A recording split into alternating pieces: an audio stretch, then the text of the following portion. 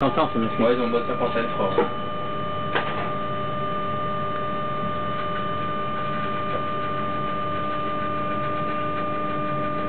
De l'autre côté, là, quand on arrive entre Meudon et du Reflet, si vous voulez, parfois, quand il est sur le frein, la machine repart, enfin la rame repart un peu en arrière. Et par temps humide, c'est pas forcément évident, hein. Des fois, ça file des à-coups, hein. Avec la 5003? Non, avec les rames bleues, là, les 27300, là, hein. Ouais, en fait, ça part un peu en arrière au démarrage. Ouais. Ouais, en fait, c'est plus le phénomène du desserrage des freins, en fait, qui le fait. Parce que c'est pas un frein électro-pneu comme sur la 5003.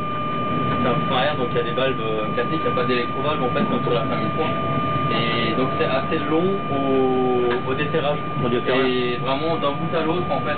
Alors que la 5003, vous desserrez, ça dessert quasiment partout en même temps. Ah, ouais. Donc dans les temps, vous desserrez, vous commencez à remettre. Et puis, alors que la 27300, le problème c'est que le temps que ça arrive au bout, petit à petit ça se dessert. Et en fait, donc on a les attaches qui tendent.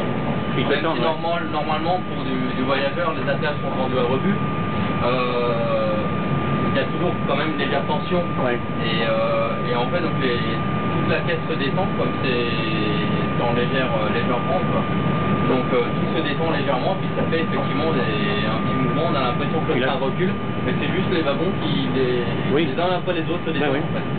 C'est le desserrage qui est long.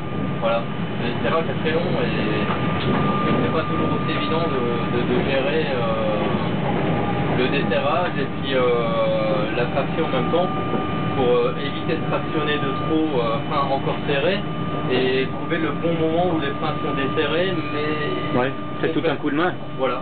Et donc c'est vrai que c'est parfois, même au bout d'un certain nombre d'années d'expérience, je pense que suivant la configuration, le jour J ou n'importe quoi, on peut... oui, ça dépend de l'état du rail aussi.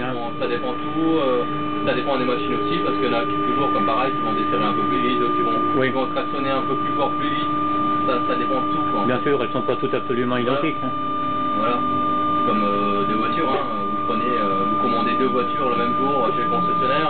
Oui. Il y en a une qui peut-être que vous ferez 15 ans avec sans aucun problème, et puis l'autre, dès le début, vous allez avoir fait des soucis avec. Ou qui va rouler nettement moins bien que l'autre, ça dépend vraiment.